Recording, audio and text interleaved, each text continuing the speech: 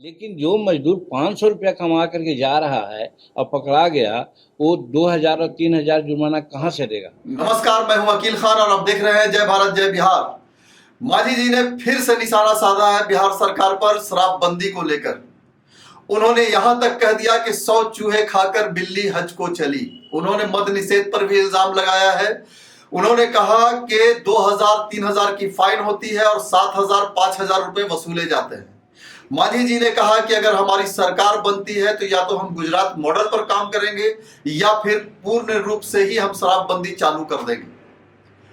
उन्होंने यह भी कहा कि यहाँ की सरकार जो है वो ये नाटक कर रही है, शराबबंदी चालू होनी चाहिए, उसके कुछ कानून होने चाहिए या फिर लोगों को शिक्षित करना चाहिए कि वो शराब ना पिए। मांझी जी लगातार शराबबंदी को लेकर डटे हुए हैं और उनका कहना है कि बिहार से पूरी तरह से शराबबंदी खत्म होनी चाहिए। मैं भी जानना चाहता हूं आपकी राय कि मांझी जी जो कह रहे हैं उससे आप कितने सहमत हैं। मांझी जी ने कहा कि नीतीश कुमार पहले तो जब शराबबंदी नहीं था तो हर जगह पर लाइसेंस देकर शराब को चालू करवा रहे थे और लाइसेंस देकर दुकानें खुलवा रहे थे। आज क्या हो गया है कि जो उन्होंने पूरी तरीके से शराबबंदी कर दिया है। उन्होंने इल्जाम लगाते हुए यह भी कहा कि 70 चूहे खाकर बिल्ली हज को चली।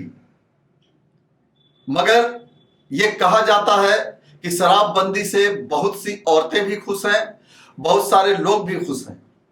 मगर बिहार में शराबबंदी चालू होनी चाहिए या नहीं होनी चाहिए, बराबर मांझी जी लगातार ये बातें कह रहे हैं कि अगर हमारी सरकार आ गई तो हम शराबबंदी पूर्ण रूप से खत्म कर देंगे। आपकी क्या राय है, हम जानना चाहेंगे, तो कमेंट कर हमें बताएं और देखते रहें जय भारत जय बिहार। तो आइए लिए चलते हैं आपको मांझी जी की तरफ, जो कह रहे हैं कि पूर्ण रूप से शराबबंदी खत्म होनी चाहिए। कि मद्य निषेध इनका एक बहुत बड़ा यह है, उसमें बड़ा कर रहे हैं, इनको नोबेल पुरस्कार मिलना चाहिए। कुछ लोग बोलते हैं 100 चूहा खा के बिल्ली चली हज को। 2005 में और 2010 में गांव-गांव में इन्होंने दारू बेचने का लाइसेंस दिलाया था। सब कोई पी रहा था, आज भी पी रहा है। अब इनको कैसे तो एहसास हुआ तो उसको बंद कराना चाहते हैं। तो हम भी चाहते हैं, सब लोग कहा कि बंद होना चाहिए, लेकिन बंद होने की जो प्रक्रिया है, आज अगर 4 लाख या 5 लाख आज जेल के सलाखा में या कानूनी कार्रवाई के परिधि में है, तो उसमें 80% दलित है, गरीब है। इसलिए कि वो पाव भर दारू पी करके काम करने के स्थान से घर जाता रहा है। पुलिस लोग डाटा आंकड़ा जुटाने के नाम पर उनको मुंह में ब्रेथ एनालाइजर लगाते हैं और लगा करके उनको जेल भेज देते हैं, क्योंकि पिए हुए तो रहता ही है। बहुत कहने पर एक समीक्षा किए हैं, तीसरा समीक्षा किए हैं, जिसमें यह है कि जेल नहीं जाएगा, जुर्माना लेके छोड़ दिया जाएगा। लेकिन कैसे, न मन हुई है न राधा नाची है, कहानी कही जाती है। आप कहते हैं कि साहब उससे 3000 या 4000 जुर्माना लेकर के आप छोड़ दीजिए। लोग लेता है 5000 और 7000 चार्ज करता है और रसीद भले दे 2000-3000 का, लेकिन जो मजदूर 500 रुपया कमा करके जा रहा है और पकड़ा गया, वो 2000 और 3000 जुर्माना कहाँ से देगा। नेचुरली वो जेल में चल जाता है।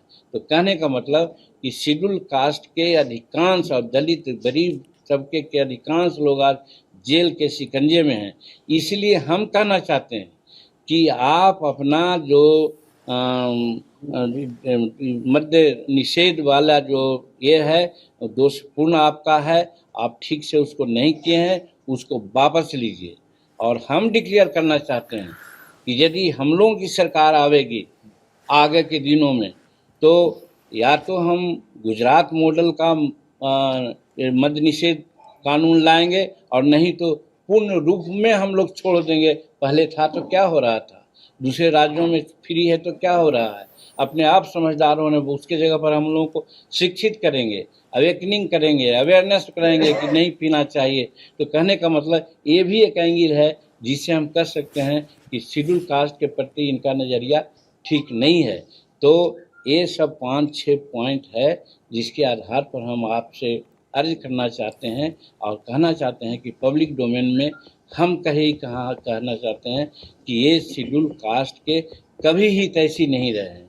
अगर शेड्यूल कास्ट के हितैषी रहते तो जीतन मांझी को इन्होंने मुख्यमंत्री बनाया था, 9 महीना काम किया, 2 महीना 3 महीना इनके कहने पर काम किया था, तो बड़ी अच्छा है।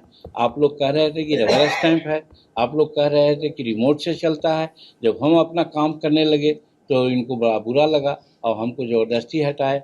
हम कहते हैं, पूछना चाहते हैं, ज़्यादा नहीं पूछना चाहेंगे, समय लगेगा, कि जीतन मांझी उसमें निर्णय लिया, नारी सशक्तिकरण की बात होती है, प्रथम क्लास से लेकर के एमए क्लास तक किसी जात की लड़की हो, किसी समुदाय की लड़की हो, उसको हम एजुकेशन फ्री कर दिया था। क्या गलत हमने किया? तो खबरें अभी और भी हैं, जुड़े रहिए जय भारत जय बिहार के साथ। अगर आपने हमारी चैनल को अभी तक लाइक सब्सक्राइब नहीं किया है तो जरूर कर दें, ताकि हम आपको आगे इसी तरह की खबरें दिखाते रहें। सच न्यूज वही जो सच दिखाए, चैनल वही जो सच दिखाए, और हम आपको सच दिखाते हैं। तो देखते रहिए जय भारत जय बिहार।